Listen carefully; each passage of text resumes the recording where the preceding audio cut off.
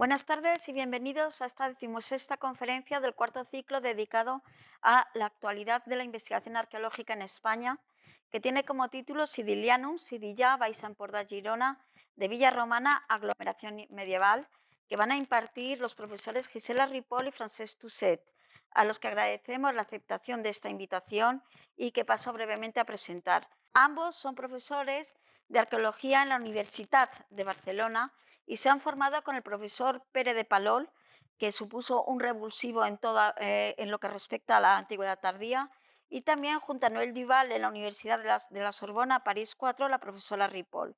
Asimismo, son miembros del equipo de recerca arqueológica y arqueométrica de la Universitat de Barcelona y forman parte del equipo investigador del recientemente creado Institut d'Arqueologia de la Universitat de Barcelona.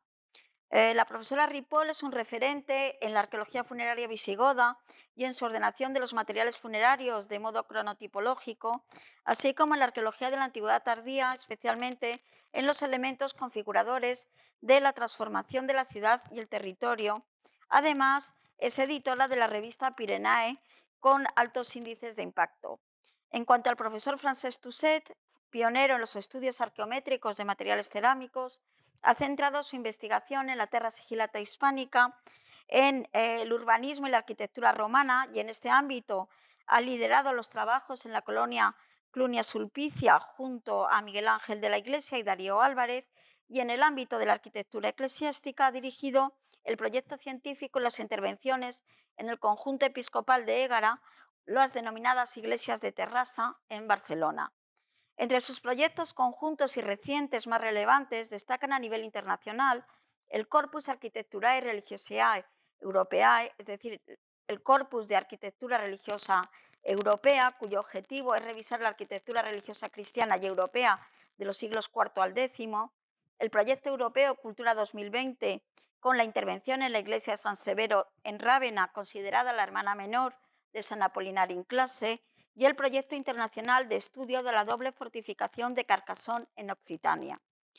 En el ámbito nacional, desde el 2016 dirigen el proyecto científico del yacimiento de San Hilari de Abrera y finalmente desde 2014 lideran, en el marco de los proyectos cuatrienales de la investigación en arqueología y paleontología convocados por la Generalitat de Cataluña, el proyecto Ecclesiae Cementeria Eloqui, es decir, iglesias, cementerios y lugares de los siglos VIII al X, San Cirici de Cólera, Sidilianum y Olérdola, donde se aborda la transformación del paisaje rural y urbano a partir de estos tres yacimientos. Del que hoy nos van a hablar los ponentes es el de Sidilianum, Sidillá, en el Baix Empordà, una villa con mausoleo, iglesia y aglomeración rural con necrópolis altomedieval. Las metodologías utilizadas en este yacimiento nos han permitido conocer desde su origen como villa en el siglo IV hasta su ocupación agropecuaria con iglesia y cementerio a inicios del siglo X y su abandono forzoso y traslado a finales del siglo XI. Los trabajos han incluido además la consolidación, restauración y adecuación a la visita pública. Sin más, les dejamos con esta interesante charla que esperamos disfruten. Buenas tardes, director, conservadores, queridos colegas, queridos amigos, señoras y señores. No podemos iniciar esta charla sin antes mostrar nuestro agradecimiento al director del Museo Arqueológico Nacional, señor Andrés Carretero, al equipo que se ocupa con toda eficiencia de la organización y gestión del ciclo de conferencias y de la publicación inminente, a esos profesionales y académicos que han considerado que nuestro trabajo merecía ser presentado en esta sede, y a todos y todas por estar aquí hoy e interesarse por nuestro trabajo.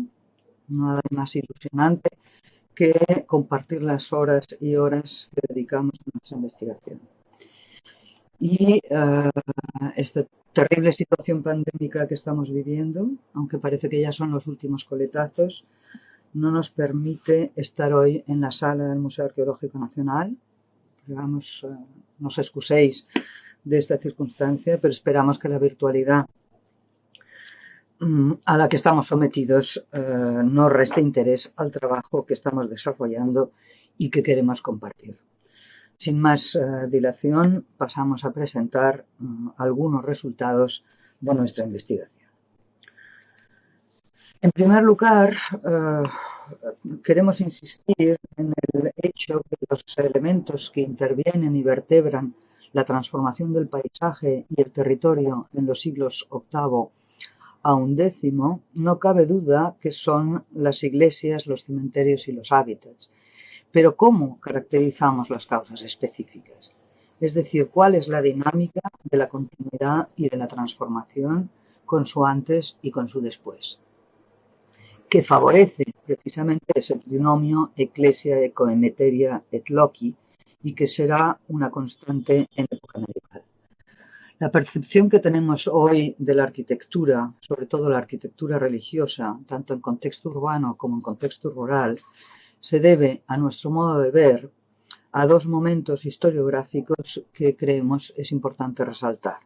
Por un lado, lo que es el nuevo concepto de un paisaje monumental, un paysage monumental en francés, que fue argumentado por un grupo de investigadores alrededor de Xavier Barral a final de los años 80, y por otro, el firme papel de la arqueología del paisaje que se inicia en los años 1990 y que se consolida con el cambio de siglo.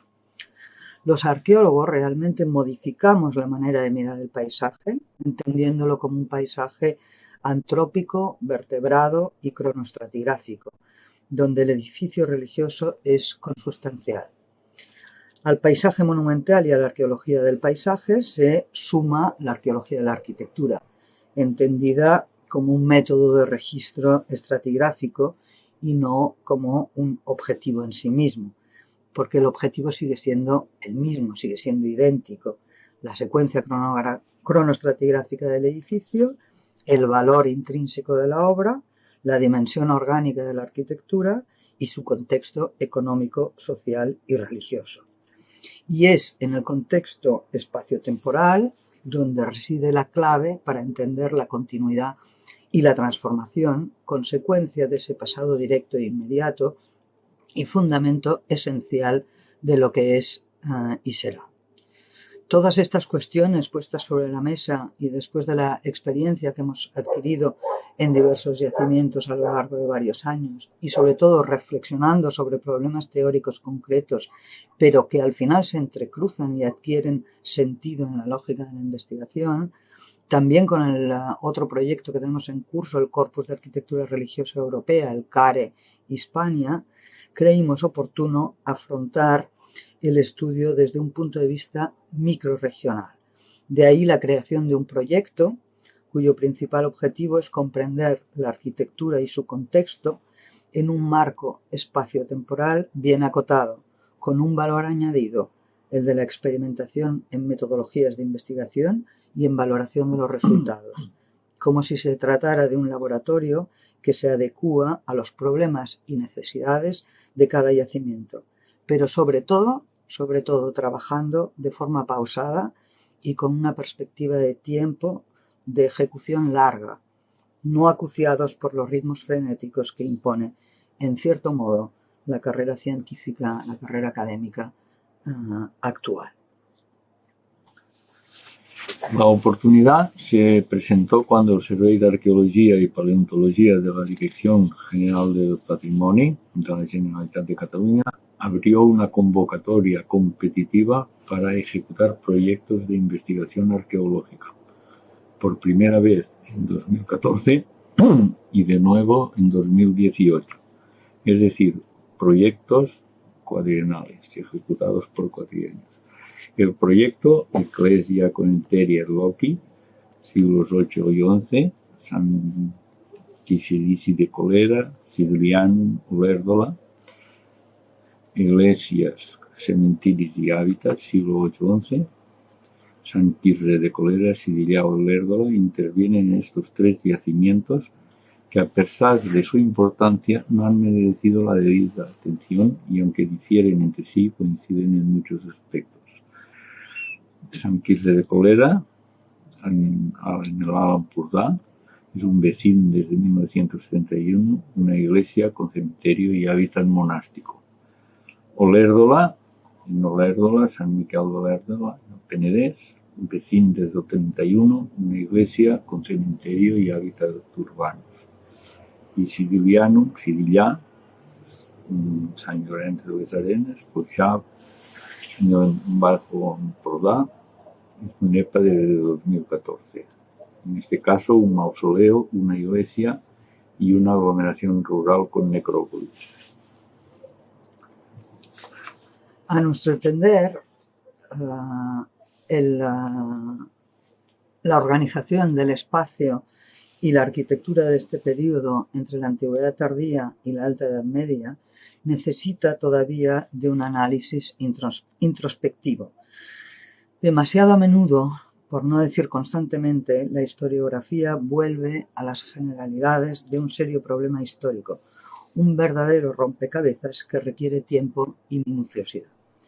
Desde hace unos años, Michel Lauwers está hablando de la importancia de la polarización de la Iglesia, lo que él llama con fortuna el ineclesiamiento.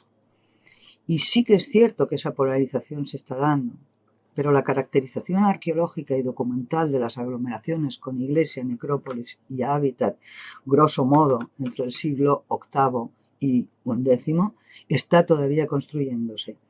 Estamos muy lejos de explicar el sistema y la posibilidad de trabajar sobre estos tres yacimientos abre un camino que está empezando a proporcionar resultados.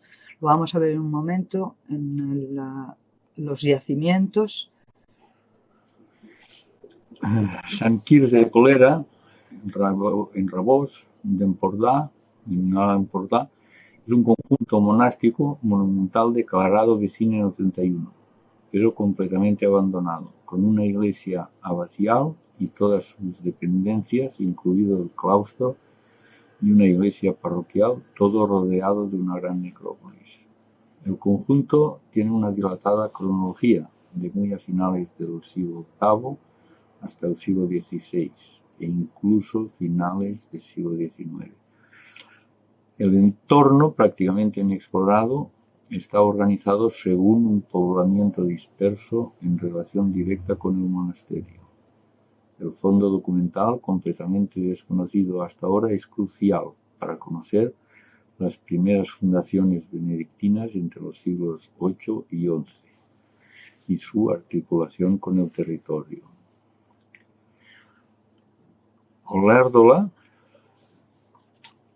es un yacimiento muy conocido por sus fases más antiguas, sobre todo el interior del recinto y su muralla romano-republicana, pero no lo es el suburbio, lo que las fuentes llaman la Civitas d'Olèrdola, muros, fuera de las murallas.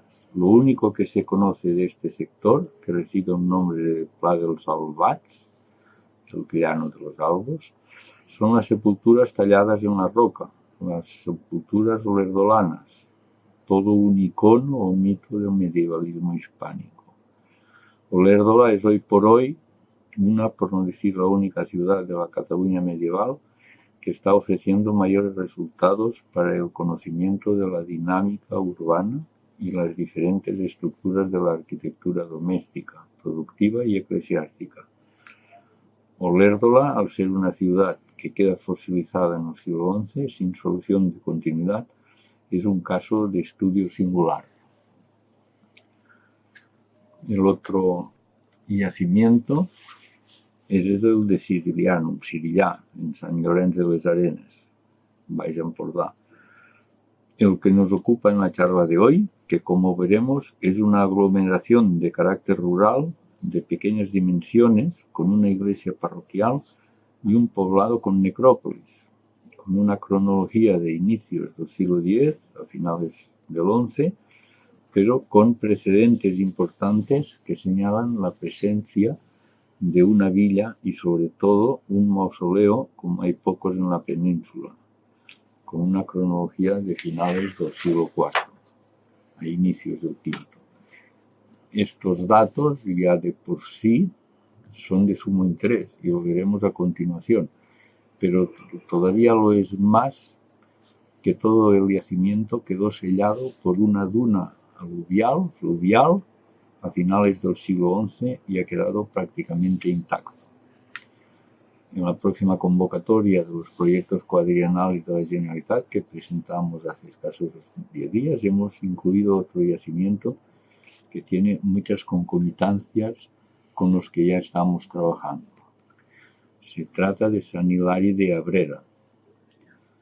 Llevamos trabajando en Sant Hilari desde el 2016 gracias a la implicación del Ayuntamiento de Abrera y a la Diputación de Barcelona. Es un conjunto excepcional. Está dotado de una estructura termal de época romana, entre los siglos II y III, muy probablemente en relación a una estación de aguas salutíferas y o curativas junto al Llobregat, el antiguo Rubricatus, que es transformada en una pequeña iglesia alrededor de la cual se genera una aglomeración agropecuaria con cronologías de hasta el siglo XIII. El añadir este yacimiento al proyecto que venimos desarrollando desde 2014 seguro que incrementará los resultados y permitirá una mejor comprensión sobre el cómo y por qué de los elementos que vertebran el paisaje entre la antigüedad tardía y la época medieval plena. Pasamos ya al objeto de esta charla, el caso de estudio, el yacimiento de Sidiliano. Hemos escogido este yacimiento entre los que hemos presentado porque consideramos que es un perfecto ejemplo de esa continuidad y transformación del territorio y su gestión, como planteábamos hace un momento. La primera cosa que queremos decir y que hay que resaltar es que Sidiliano es un claro ejemplo de la fragilidad del patrimonio cuando la administración, aun conociendo su existencia y su importancia, no actúa en consecuencia. En un momento lo veremos. Se trata de un yacimiento dotado, como decíamos también, de una vila, un edificio funerario, el mausoleo de esa vila, una iglesia y un poblado con una cronología entre el siglo IV e inicios del siglo XII. Está ubicado en lo alto de una loma, el Puig Margodell, alargada y aterrazada de unos 200 metros de largo por unos 400 de ancho, a 36 metros sobre el nivel del mar, pero no más de unos 15 de la llanura aluvial del Ter. El altozano está aquí tenemos el meandro, se ve muy claramente, y la posición del yacimiento. Está en la margen derecha del Ter, donde el río, después de superar una serie de pronunciados meandros, se abre sobre la llanura, que es extremadamente fértil. Es un lugar apartado, pero que domina el territorio, explotándolo y con acceso corto y viable hacia dos vías importantes, una al este y otra al oeste. En enero de 2020, unas intensísimas lluvias permitieron ver lo que es la llanura inundable, que debe estar muy cerca de lo que debió ser el paisaje en la antigüedad. Toda la zona del yacimiento está cubierta de arena, fruto de esa duna fluvial que ahora sabemos obligó a los habitantes del lugar a trasladarse al vecino Sant Llorenç de les Arenas, lo que los textos denominan Santi Laurenti de Arenis. Esto sucede a finales del siglo XI.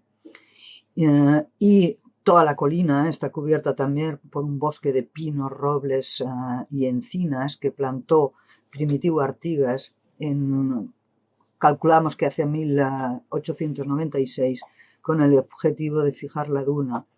En realidad es el mismo que fijó las dunas de Ampurias, prácticamente de toda la costa, y que está realmente a pocos kilómetros. El yacimiento fue localizado en 1962, donde se dio la noticia de que existía una iglesia, y a inicios de los años 80 se desenterraron, decimos desenterraron literalmente, un poblado y una iglesia que estaban cubiertos por una inmensa duna. y la Diputación de Girona hizo una intervención de consolidación, le puso parcialmente una cubierta de hormigón en el cuerpo medial de la nave, que poco después tuvo que ser apuntalada y tapió las oberturas. Fíjense que cuando se está desenterrando con máquinas el edificio, la cubierta que está poniendo la Diputación ya está instalada. El yacimiento quedó completamente abandonado desde ese 1983 y la vegetación lo hizo invisible e inaccesible. A estas actuaciones que podemos calificar de descontroladas se suma la presencia de furtivos, lo que nos ha obligado cada vez que hemos intervenido a localizar y a entender esos desastres, si se nos permite, anteriores. Advertimos a la Administración de la pérdida inminente del conjunto y en 2014 fue declarado espai de protecció arqueològica, lo que le confiere realmente un estatus de protección. Fue entonces cuando iniciamos nuestros trabajos, que siempre han estado seguidos por las actuaciones de consolidación y restauración del Servei de Restauració de Monuments de la Diputación de Girona, y hubo una acción muy puntual en 2016 de lo que fue el programa Romànic Obert de la Caixa, que ya no existe. Desde que empezamos a trabajar a finales de 2014 hasta hoy, hemos establecido un programa de actuaciones científicas de consolidación y de difusión que han dado al yacimiento el valor que se merece. Es importante decir que es un yacimiento, si ya es un yacimiento abierto y alejado de cualquier núcleo habitado, es decir, no tiene ninguna protección, pero es un lugar muy visitado porque tiene un entorno natural bellísimo y eso facilita la frecuentación de visitantes locales y no tan locales. En realidad, las críticas de Google y Wikiloc, que ayudan mucho, lo califican de mágico.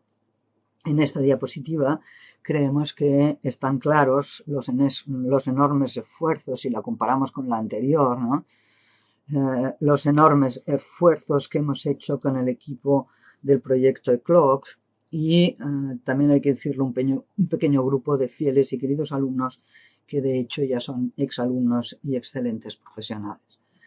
Las imágenes de la diapositiva son un resumen de lo que es la adecuación del acceso, la señalización con unos paneles explicativos pero muy discretos, hacer de lo que era un denso bosque un lugar transitable y amable, organizar la circulación con una mínima intervención visual e implicar a la población cercana en el conocimiento de su patrimonio.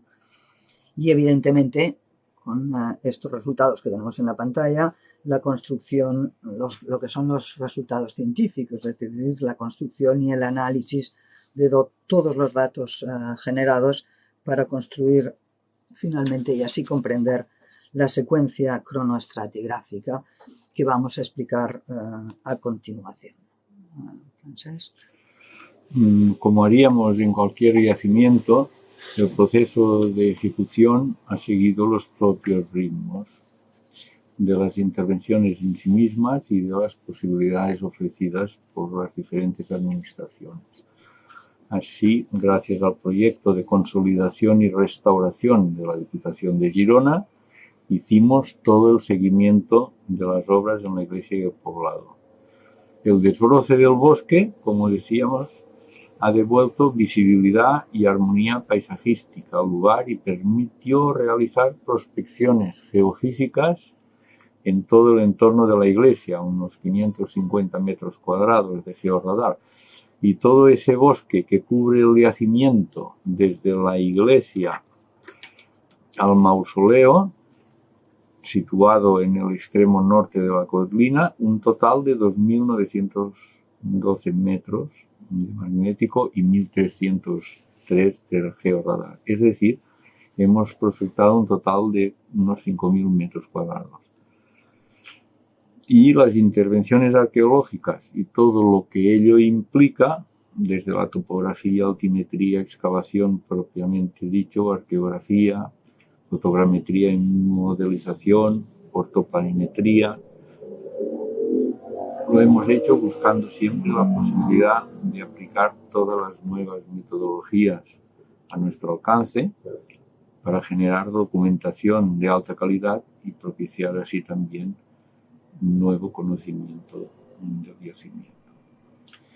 Y como es normal, hemos hecho todos los estudios antropológico, faunístico, análisis de morteros, fitolitos, residuos orgánicos, estudio arqueométrico de la cerámica, estudio de materiales metálicos, pintura, material constructivo, una batería de 12 dataciones de carbono 14 y, como no, la recopilación y examen de los textos muy escasos. En la penúltima intervención, la de septiembre de 2019, hemos ido más allá en el registro arqueológico. Toda la documentación, es decir, cada unidad estratigráfica, ha sido modelizada fotogramétricamente, vectorizada y georreferenciada. No es nuevo, pero todavía no es lo habitual hacer un registro con modelo 3D de cada unidad. Todo este trabajo ejecutado conduce a establecer una secuencia cronoestratigráfica, es decir, la lectura del proceso de formación, ocupación y abandono del conjunto en un registro corto y continuo y de alta resolución cronológica, por la estratigrafía y por la serie de dataciones radiocarbónicas. Sirillá encuentra su origen en una explotación agropecuaria que estuvo en funcionamiento, según los materiales cerámicos, en época imperial y en la antigüedad tardía, pero cuya realidad material desconocemos. Todo parece indicar que se situó al sur de la iglesia, pero es un terreno que ha sido muy roturado, afectado, tocado, peinado. El topónimo, que deriva del antropónimo Sidilianus o Sicilianus, debió ser el nombre del antiguo propietario, el que construyó el mausoleo en el estolón de la colina. Las fuentes medievales lo recogen. Sidilianum y sus deformaciones como siciliano, sicilano, Sidilan o bien Sidiliano Sellano. El primer texto, o al menos el que conozcamos que lo cita, es un testamento del clérigo Guglielmo Guiu del 983, relativo a un alodio que tiene en Siciliano, una parroquia del condado de Empúries, en el Pagus de Parlavà, Palatio Rabano, Palau Rabà actualmente, completamente al sur del condado, al otro lado del Ter, igual como aparece en los textos posteriores, como de 1323, que tienen en la imagen, y topónimos latinos acabados en anum, ano o anus, en todo lo que es el condado de Empúries Peralada. Son muy frecuentes. Son antropónimos que están poniendo de relieve la importancia de las aglomeraciones agropecuarias privadas en la organización y gestión del territorio. En esta zona, en el momento en que se movieron las arenas de la duna, pues se recogieron en superficie materiales, una G182 del siglo II, bordes de terra sigillata, africana D, es decir, distintos materiales que podrían llevarnos pues hasta época romano tardía. En el extremo norte de la colina y de forma aislada se sitúa un imponente edificio funerario de finales del IV, rodeado y lleno de sepulturas. Se trata de un mausoleo, una estructura de planta rectangular de 6 metros aproximadamente por 8, 21 por 28 pies romanos, que ocupa una superficie de 54 metros cuadrados. El alzado del muro norte se conserva actualmente hasta los 4,40 metros de altura. Construido directamente sobre el gres natural, alzado sobre un zócalo y con mampostería regular. La cubierta se hizo con bóveda. Tenemos las trazas conservadas en las partes altas del muro y se utilizaron pedales de 30 por 30 centímetros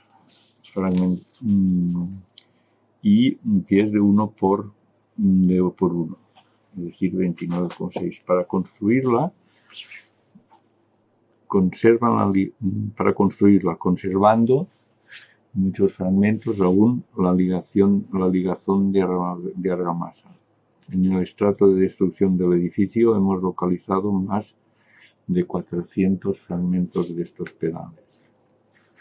Las tumbas en piedra o en teula y en el lado oeste, ligada a la banqueta de la fábrica, una cámara funeraria tipo forma y con varios lóculi forrados de opus signinum.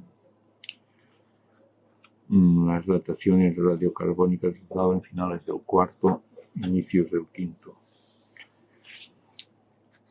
En el sector de la iglesia, y a este mismo momento, corresponde una gran tumba en cupa situada en la fachada norte de la iglesia, que fue reutilizada con posterioridad a inicios del siglo X y quedó afectada cuando se construyó la iglesia. Son también de cronología anterior los estratos con materiales romanos, estucos, de la zona del ábside de la iglesia.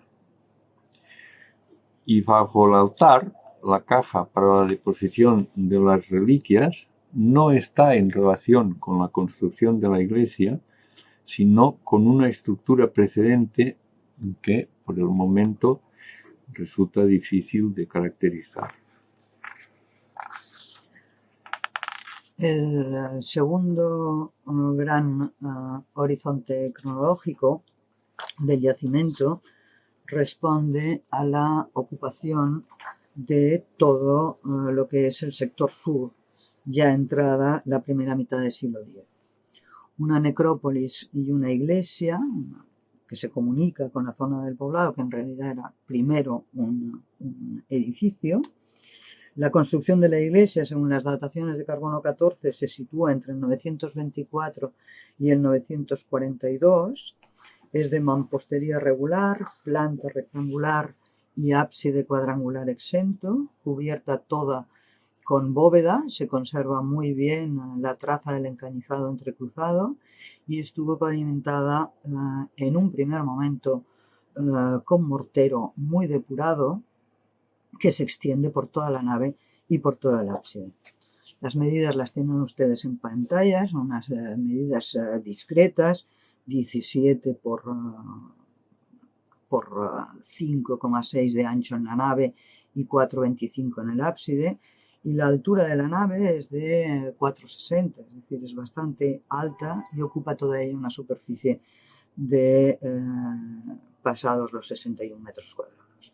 La fachada oeste de la iglesia se erige como el espacio privilegiado para la sepultura, ya entrada la primera mitad del siglo XI. Es un espacio absolutamente denso, multiestratificado, con sepulturas infantiles y sepulturas de adultos.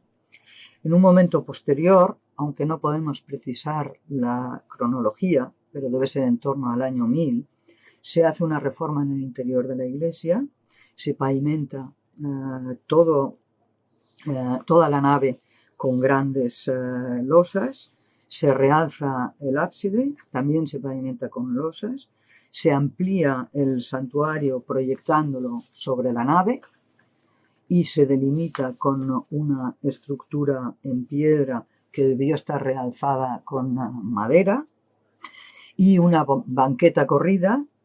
Se dispone una banqueta corrida que recorre toda la nave y recorre también el anteábside. Se tapía la puerta norte, se realza el acceso de la puerta sur y se abre una puerta en la fachada oeste. No sabemos qué es lo que está sucediendo, pero es posible que esta reforma coincida con la advocación que conocemos a San Román y quizá tenga que ver con el hecho que el obispo de Gerona, Berenguer Guifré, entre el 1050 y el 1093, sabemos que profesaba veneración por este santo. También es verdad que el testamento de Bernal de Bellel, un clérigo de 1065, es la primera vez que cita la parroquia de San Román en Sirià, intra terminos parroquiae Sancti Romani de Siciliano. Es decir, tenemos el testimonio de que la advocación en ese momento es a San Román. Alrededor de la iglesia, en la zona norte y oeste, se emplaza una necrópolis para la que tenemos dataciones de carbono 14 de primera mitad del siglo X. El poblado, de hecho lo llamamos poblado por comodidad, quizá sería mejor utilizar el término mansus, se construye al norte de la iglesia amortizando la necrópolis.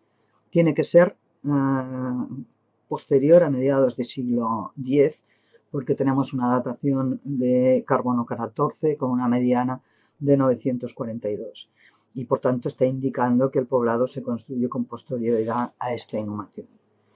El entramado de los 15 espacios que conocemos por el momento ocupa una superficie de unos 600 metros cuadrados. Desconocemos los límites, es uno de los objetivos que nos hemos marcado para los próximos 4 años, sobre todo delimitar por el norte y delimitar por el este. Por el norte, las prescripciones geofísicas ya nos han dicho que no podemos ir mucho más allá, o sea, tiene que estar a pocos metros el límite, y en cambio por el lado este seguramente encontraremos el que mira sobre la llanura y que por tanto es mucho más pronunciado.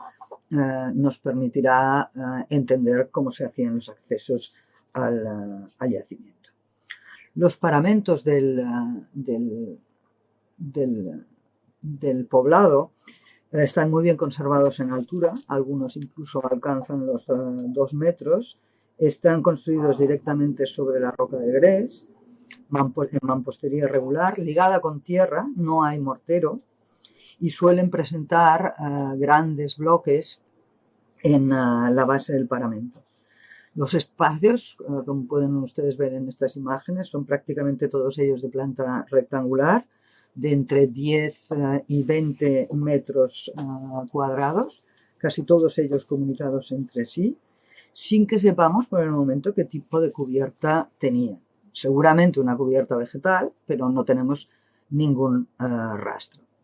Y ahora sabemos, gracias a las dataciones de carbono 14, que el poblado tuvo un uso muy, muy corto, entre mediados del siglo X y finales del siglo XI. El proceso de construcción, ocupación y abandono del poblado es tan corto que las dataciones de carbono 14 han sido primordiales para establecer la secuencia cronológica. Una rápida acumulación de arena en la margen del río provocó la formación de una inmensa duna que obligó a abandonar el lugar.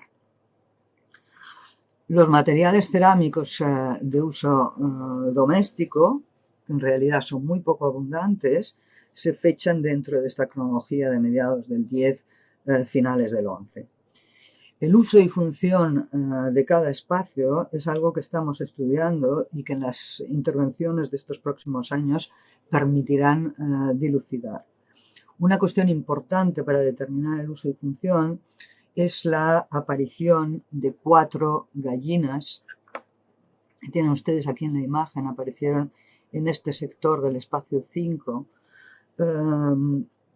son 4 gallinas apiñadas y junto a un cuenco cerámico que murieron muy probablemente por deshidratación. Su presencia y con el objetivo de comprender mejor el uso de ese espacio, consideramos oportuno hacer análisis de residuos orgánicos.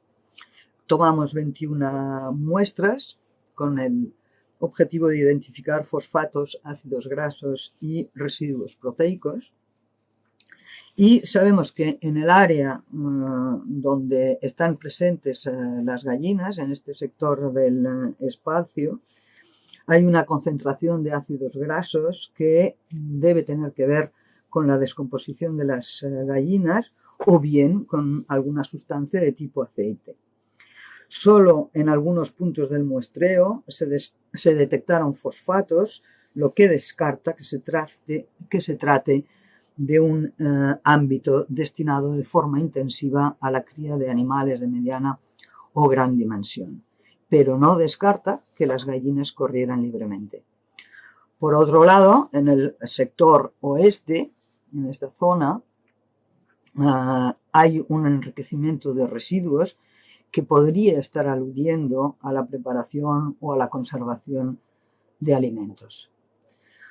Como ven ustedes, los trabajos que tenemos previstos en el resto de espacios facilitarán esa información que necesitamos para comprender el uso y función y, por ende, la caracterización de esta aglomeración.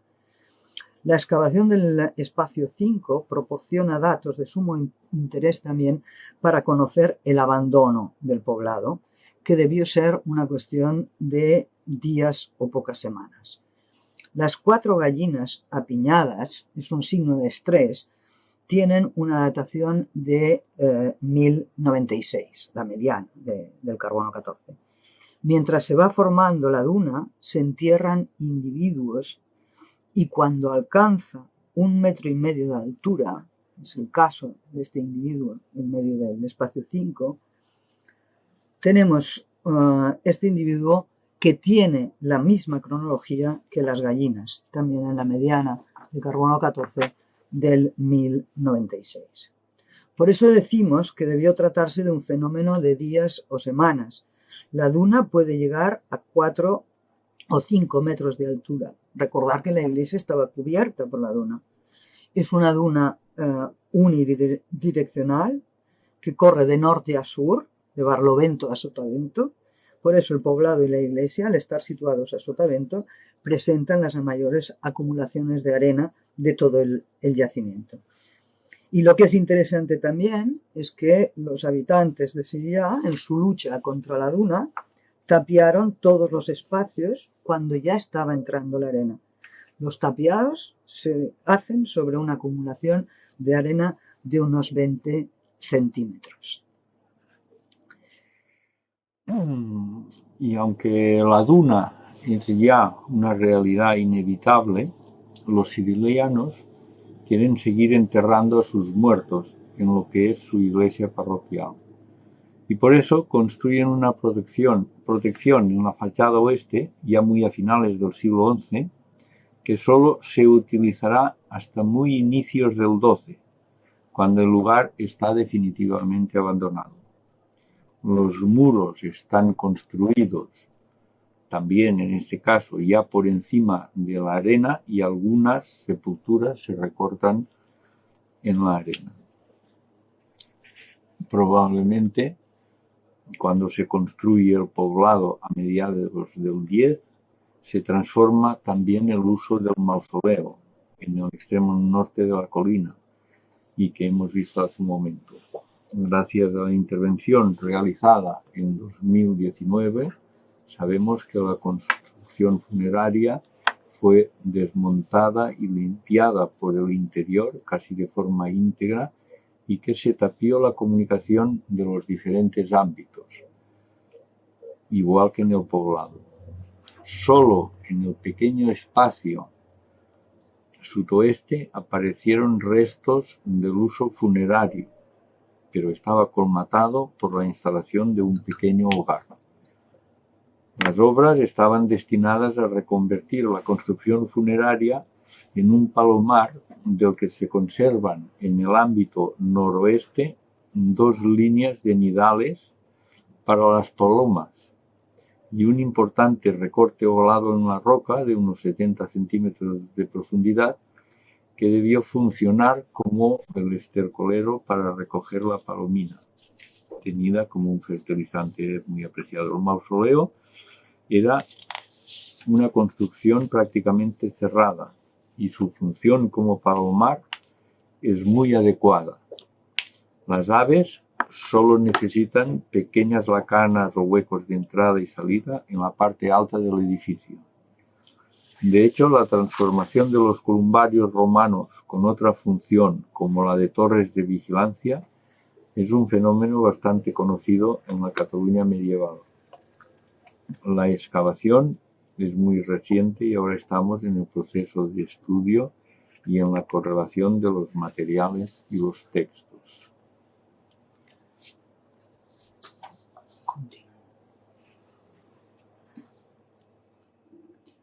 Y ya para acabar, queremos insistir en la importancia y significado que tiene el estudio del proceso de abandono de Sidi-Ya. Tradicionalmente, la duna se ha puesto en relación con las obras del desvío del Ter ejecutadas por los condes de Ampurias en los primeros años del siglo XIV. Ahora sabemos que esas obras nada tienen que ver con la realidad de Sidi-Ya. El estudio arqueológico y las dataciones de carbono 14 no plantean ningún género de dudas. Los sistemas dunares junto al Ter están constatados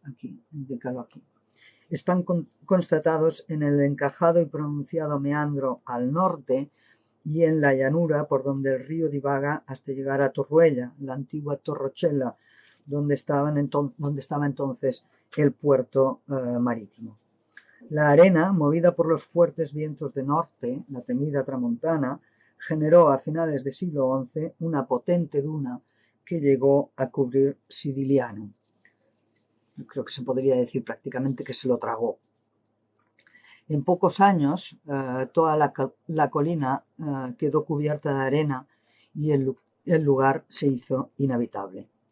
La frecuentación debió ser realmente muy escasa. Solo hemos localizado una moneda de Jaime I, acuñada en Barcelona en 1270, y además estaba en estratos de relleno de la fachada oeste de la iglesia. Se hace más comprensible ahora con todo este análisis el silencio de los textos del siglo XII y del siglo XIII.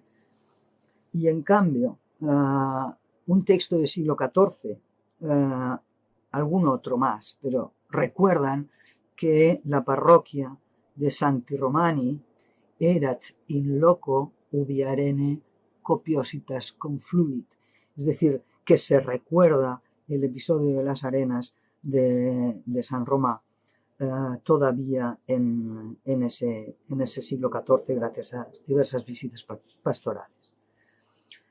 Los resultados de Sidi-Ya ejemplifican el trabajo que estamos desarrollando en el marco del proyecto ECLOC, con el objetivo al que aludíamos al inicio de esta charla: trabajar en cada yacimiento de manera pormenorizada, rigurosa, de forma microrregional, y sobre todo para comprender las dinámicas de transformación y continuidad y lo que podríamos llamar, si se nos permite la expresión, la nucleización del territorio medieval. Esperamos que estas reflexiones hayan sido de su interés y sirvan para ilustrar la necesidad que creemos tenemos de profundizar y establecer un nuevo marco teórico que contemple una también nueva sistematización de los resultados para avanzar en el conocimiento del territorio que requiere el periodo entre el siglo VIII y el siglo XI, con su antes y con su después. Muchas gracias por su atención y lamentamos que no podamos hacer preguntas, pero esperamos que haya sido de su interés la charla que hemos realizado para estas sesiones del Museo Arqueológico Nacional. Muchas gracias. Muchas gracias.